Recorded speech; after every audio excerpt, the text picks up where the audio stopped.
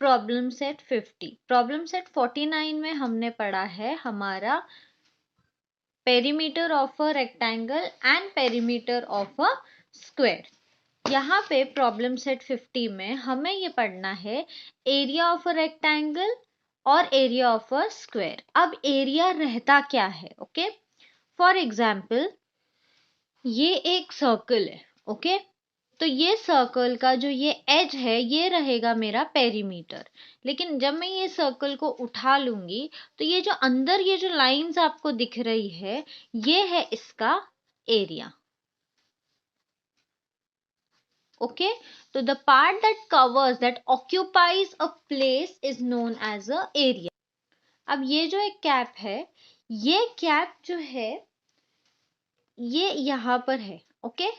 जब मैं इसे उठाऊंगी तो ये जो पार्ट था, जो ये अंदर वाला पार्ट है, ये हो जाता है एरिया, ओके। ये जो उसका बाहर का जो एज है, जो बैकग्राउंड सॉरी जो इसका सर्कमफ्रेंस है, ये है पेरीमीटर। और इसको उठाने के बाद में जो अंदर होता है वो होता है एरिया। मतलब कोई भी चीज अगर कोई जगह ऑक्यूपाई करती है तो वो होता है एरिया। अब कैसे फाइंड करना है प्रॉब्लम सेट, कैसे प्रॉब्लम सेट 50 कैसे सॉल्व करना है ये हम स्टार्ट करेंगे। Problem set 50, question number 1. The length of side of each square is given below. Find its area. तो यहाँ पे चार साइजेस हमें दी गई है, चार साइड्स दिए गए हैं। इसका हमें area of a square find करना है। तो फर्स्ट है हमारा लेंथ ऑफ साइड स्क्वायर कितना है, फर्स्ट का 12 मीटर। अब एरिया ऑफ अ स्क्वायर का फॉर्मूला है length of a side multiply by length of a side. तो 12 metre multiply by 12 metre is equal to 144। ये हो जाएगा स्क्वायर मीटर, क्योंकि हमारा जो एरिया है वो हमेशा हम स्क्वायर में ही फाइंड करते हैं। तो फर्स्ट आंसर हमारा हो गया 144 स्क्वायर मीटर। अब सेकंड वाला 6 मीटर दिया गया है साइड, तो लेंथ ऑफ स्क्वायर है 6 मीटर। एरिया ऑफ स्क्वायर का फॉर्मूला है length of one side multiply by length of one side. तो 6 metre multiply by 6 metre is equal to 36 क्या, स्क्वायर मीटर। Very good. तो फाइनल आंसर हो जाएगा हमारा 36 square metre, okay. अब fourth है 25 मीटर। तो यहाँ पे 25 metre length of area of a square, length of one side multiply by length of a side. तो 25 मीटर मल्टीप्लाई बाय 25 मीटर। तो 25 इंटू 25 कितना हो जाएगा, 625। अभी तक आपको स्क्वायर्स आ जाने चाहिए। तो ये हो गया 625 स्क्वायर मीटर। और लास्ट फोर्थ है हमारा 18 सेंटीमीटर। तो length of side of a square कितना है, 18 सेंटीमीटर। यहाँ पे हम करेंगे 18 सेंटीमीटर मल्टीप्लाई बाय 18 सेंटीमीटर। तो 18 इंटू 18 हो जाएगा 324 स्क्वायर सेंटीमीटर, ओके। तो हमारा फाइनल आंसर हो गया 324 स्क्वायर सेंटीमीटर। तो ये था question number 1। Second question, if the cost of 1 square meter of a plot of land is rupees 900, तो एक प्लॉट है और उसका 1 स्क्वायर मीटर कितना है, 900 rupees. Find the cost of a plot of land that is 25 meter long and 20 meter broad, okay?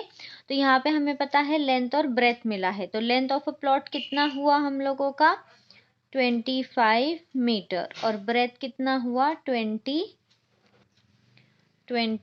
Metre. जहाँ पे length और ब्रेथ आता है तो आपको कौन सा फॉर्मूला यूज करना है, एरिया ऑफ अ रेक्टेंगल का।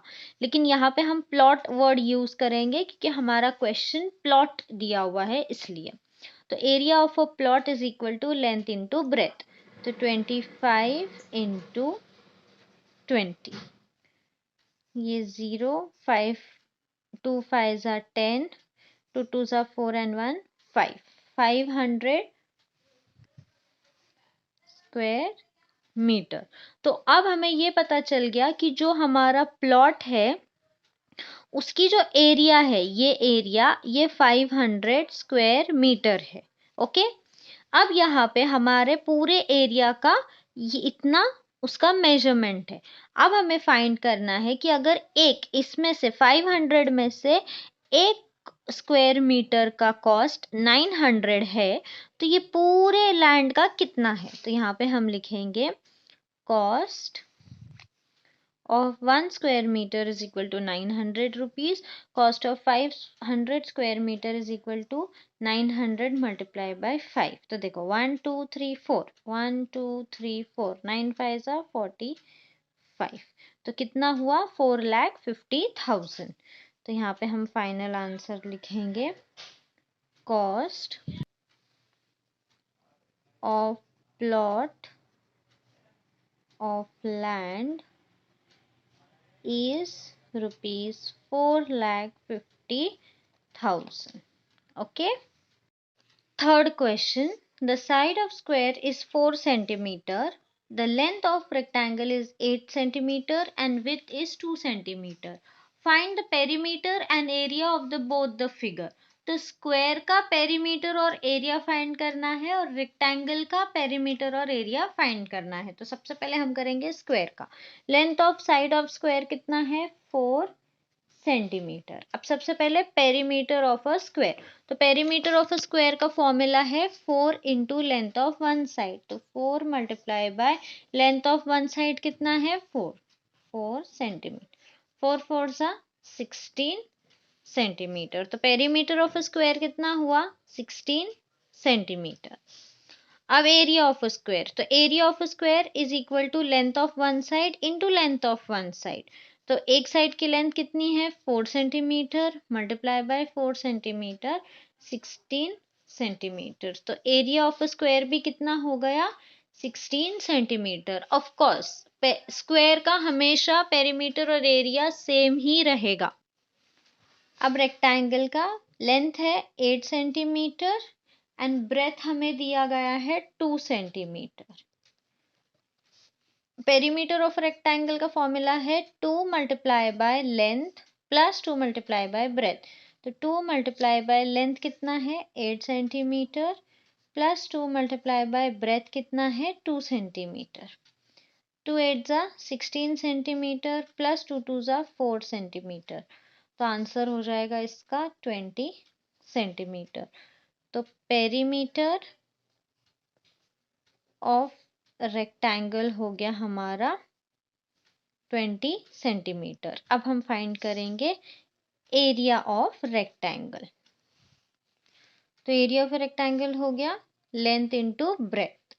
तो लेंथ है 8 centimetre multiply by 2 centimetre is equal to 16 centimetre. तो एरिया ऑफ रेक्टेंगल हो गया 16 सेंटीमीटर। तो ये 4 चीजें हमें फाइंड करनी थी। Perimeter of a square, area of a square, perimeter of a rectangle and area of a rectangle. What will be the labor cost of laying the floor of an assembly hall that is 16 meter long and 12 meter wide if the cost of laying 1 square meter is rupees 80? तो अब length of hall कितना है हम लोगों को दिया हुआ 16 metre और ब्रेथ कितना है 12 metre. Area of assembly hall मतलब कि लेंथ एंड ब्रेथ है तो हम area of a rectangle find कर रहे हैं। तो एरिया ऑफ असेंबली हॉल होगा लेंथ इंटू ब्रेथ। तो लेंथ है हमारा 6 मीटर एंड ब्रेथ है हमारा 12 मीटर। इसे हम मल्टीप्लाई करेंगे 16 इंटू 12 2 6 जा 12 2 1 जा 2 एंड 1 3 1 6 जा 6 1 1 जा 1 2 9 1। तो क्या आया 192 स्क्वायर मीटर। एरिया आपको हमेशा स्क्वायर में ही लिखना है। ओके, अब यहाँ पे बोला गया है कि cost of laying 1 square metre of laying 1 square metre is equal to ₹80। ये हमें मिल गया है area of assembly hall. Okay, तो ये एरिया ऑफ असेंबली हॉल है, ये टोटल है 192। लेकिन इसमें से सिर्फ एक पार्ट का हमें पता है कि 1 स्क्वायर मीटर 80 रुपीस का है। अब हमें फाइंड करना है कि ये बाकी पार्ट का कितना होगा कॉस्ट। तो 1 स्क्वायर मीटर के लिए कितना लग रहा है हमें, मतलब एक टाइल के लिए, ओके, एक फ्लोरिंग के लिए एक टाइल कितने की है, 80 रुपीस की। अब हमें देखना है कि ये टोटल असेंबली हॉल को टाइल्स का खर्चा कितना आएगा। Therefore, cost of laying 192 square meter is equal to 192 multiply by 80। अब हम इसे मल्टीप्लाई करेंगे, 0 0 0, 8 2 जा 16, 8 9 जा 72 and 1 73, 8 1 जा 8, 9 10 11 12 13 14 15।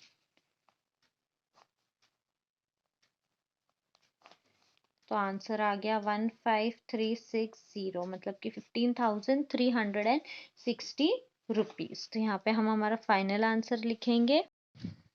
The figure given shows some squares. Find out how many square with the same measures will fit in the empty space in the figure।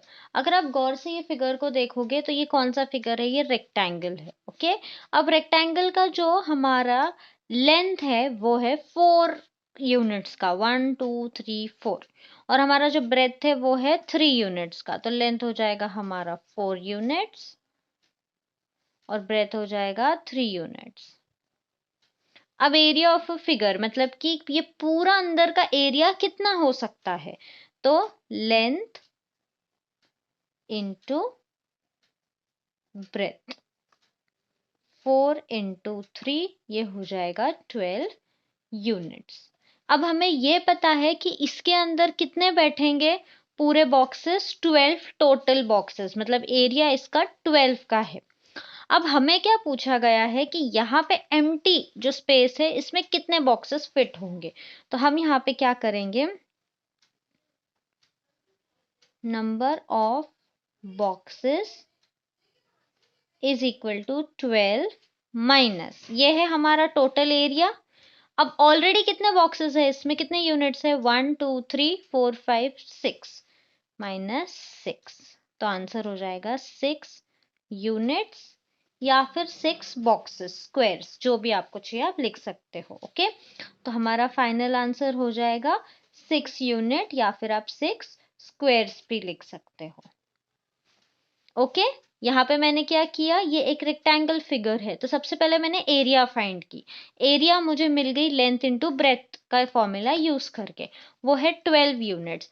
अब मुझे ये पता है कि इसके अंदर 12 स्क्वायर्स बैठेंगे, लेकिन अब ऑलरेडी कितने बैठे हुए हैं, 1 2 3 4 5 6। तो मैं क्या करूंगी, जो एरिया है हमारी उसमें से जितने ऑलरेडी है अभी प्रेजेंट जो हमारे सामने है उसे मैं सब्ट्रैक्ट कर लूंगी। तो जैसे ही मैं सब्ट्रैक्ट करूंगी तो मुझे पता चल जाएगा कि इसमें कितने ऐड हो सकते हैं। तो कितने ऐड हो सकते हैं, 6 यूनिट्स या फिर 6 squares.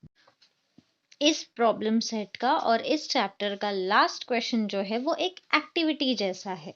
Divide the given figure into 4 parts in such a way that the area and the shape of each part is the same.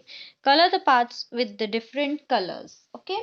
तो यहाँ पे हमें क्या करना है, 4 पार्ट्स में ये जो जितने बॉक्सेस है दिए गए हैं इसे हमें डिवाइड करना है। सबसे पहले ऐसे करना है कि ये 4 अलग अलग पार्ट्स बने बट इनका जो साइज है ये सेम होना चाहिए, ओके।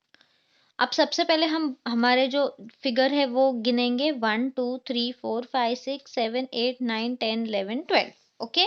अब हमें ये पता है कि इस फिगर को अगर हमें 4 पार्ट्स में डिवाइड करना है, ओके, तो देखो 4 पार्ट्स में डिवाइड करना है और टोटल कितने स्क्वायर्स है,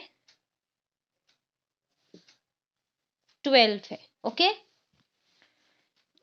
12 स्क्वायर्स है और हमें 4 इसमें डिवाइड करना है। तो 4 3 जा 12, तो हमें कितने 3 पार्ट्स को, मतलब कि 3 बॉक्सेस को अगर हम पकड़ के कलर करेंगे तो हमें ये 4 पार्ट्स में मिल जाएंगे।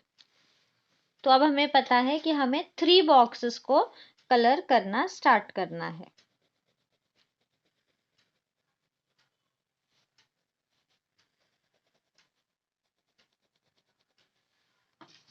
तो ये थे हमारे फर्स्ट 3 बॉक्सेस जो हमने कलर किए। अब हम सेकेंड 3 को करेंगे। अब हमने रेड, ग्रीन, ऑरेंज और ब्लू ये 4 कलर्स यूज करके हमारे 4 पार्ट्स बना लिए हैं। और आप देख सकते हो कि मैंने 3 बॉक्सेस का ही यूज किया है। ओके, तो यहाँ पे तो 3 boxes are used to make 4 parts। तो हमने 3 boxes का यूज करके 4 parts बना लिए हैं। एक पार्ट हो गया रेड का, ग्रीन, फिर ऑरेंज और फिर ब्लू। तो आई होप आपको समझ में आया हो। प्लीज ये वीडियो अपने फ्रेंड्स के साथ में शेयर करना, मेरे चैनल को सब्सक्राइब करना and please support my channel. Thank you and comment करके मुझे बताना एक्सप्लेनेशन कैसा लगा।